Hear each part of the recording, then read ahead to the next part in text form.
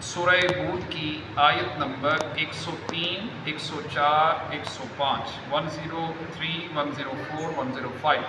اللہ رب العزت کا فرمان عالی شان ہے، ان فی ذالک لآیۃ لمن، بے شک اس میں نشانی ہے اس کے لیے، خاف عذاب الآخرہ، جو آخرت کے عذاب سے ڈرے، وَذَلِكَ یوم، وہ دن ہے، مجموع لہ الناس، جس میں سب لوگ اکٹھے ہوں گے، وَذَلِكَ یوم مشہود، اور وہ دن حاضری کا ہے۔ گزشتہ امتوں کے عذابات اور ان کی ہلاکت کا جو ذکر ہوا، اس میں عبرت اور نصیحت ہے، اور ان کی ہلاکت و بربادی سے عبرت اور نصیحت وہی حاصل کرے گا جو اللہ عز و جل سے ڈرے اور قیامت کے دن اس کے عذاب سے خوف زدہ ہو، کیونکہ جب وہ اس بات میں غور و فکر کرے گا کہ اللہ تعالیٰ نے گزشتہ امتوں کے کفار پر دنیا میں ہی دردناک عذاب نازل فرمایا اور انہیں بڑی سخت سزا دی، اور دنیا کا عذاب گویا کہ آخرت میں کفار کے لیے تیار کیے گئے عذاب کا ایک نمونہ ہے، تو اس کے دل میں مزید اللہ تعالیٰ کا ڈر اور خوف پیدا ہوگا۔ قیامت کے دن اللہ تعالیٰ تمام لوگوں کو ان کی قبروں سے اٹھائے گا اور حشر کے میدان میں سب کو حساب و کتاب، ثواب اور عذاب کے لیے جمع فرمائے گا، اور اس دن ہر مخلوق حاضر ہوگی، ان میں سے کوئی بھی پیچھے نہ رہ سکے گا۔ اس دن اللہ تعالیٰ ہر اس شخص کو سزا دے گا جس نے اللہ تعالیٰ کی نافرمانی کی، اس کے حکم کی مخالفت کی اور اس کے رسولوں کی تکذیب کی۔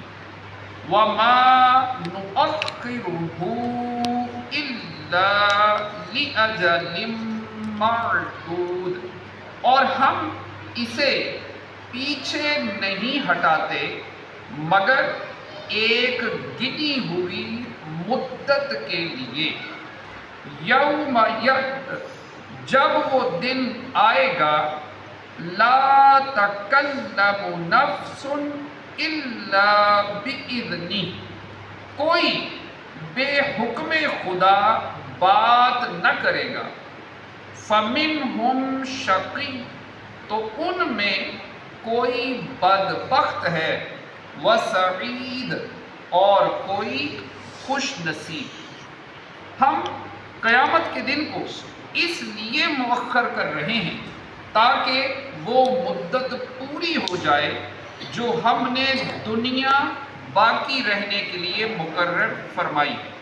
جب قیامت کا دن آئے گا تو ہر مخلوق خاموش ہوگی، اس دن کوئی شخص اللہ تعالیٰ کی اجازت کے بغیر کلام نہ کر سکے گا۔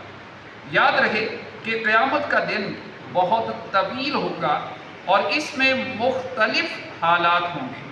بعض حالات میں تو ہیبت کی شدت کی وجہ سے کسی کو اللہ تعالیٰ کی اجازت کے بغیر بات زبان پر لانے کی قدرت نہ ہوگی، اور بعض حالات میں اجازت دی جائے گی کہ لوگ اجازت سے کلام کریں گے، اور بعض حالات میں گھبراہٹ اور دہشت کم ہوگی، تو اس وقت لوگ اپنے معاملات میں جھگڑیں گے اور اپنے مقدمات پیش کریں گے۔ قیامت کے دن دو طرح کے لوگ ہوں گے۔ نمبر ایک، بدبخت، یہ وہ لوگ ہوں گے جن پر وعید کے مطابق جہنم واجب ہوگی۔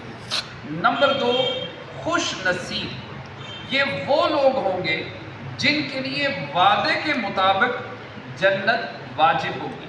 دنیا میں بھی سعادت اور بدبختی کی کئی علامات علماء نے بیان فرمائی۔ ان میں سے سعادت کی 5 علامتیں یہ ہیں۔ نمبر 1، دل کی نرمی۔ نمبر 2، کثرت سے آنسو بہانا۔ نمبر 3، دنیا سے نفرت۔ نمبر 4، امیدوں کا چھوٹا ہونا۔ نمبر 5، حیا۔ اور بدبختی کی علامتیں یہ بھی 5 ہیں۔ نمبر 1، دل کی سختی۔ نمبر 2، آنکھ کی خشکی یعنی آنسو نہ بہانا۔ نمبر 3، دنیا کی رغبت۔ نمبر 4، لمبی امیدیں۔ نمبر 5، بے حیائی۔ ہر مسلمان کو چاہیے کہ وہ اپنی حالت پر غور کر لے۔ اگر اس کے اندر سعادت کی علامتیں موجود ہیں تو اللہ تعالیٰ کا شکر ادا کرتے ہوئے ان پر قائم رہنے کی بھرپور کوشش کرے۔ اگر بدبختی کی علامتیں اپنے اندر دیکھے تو اللہ تعالیٰ کی خفیہ تدبیر سے ڈرے اور ان علامات کو ختم کرنے کی بھرپور کوشش کرے۔ اللہ پاک کی بارگاہ میں دعا ہے جو پڑھا سنا عمل کی توفیق دے۔ صلو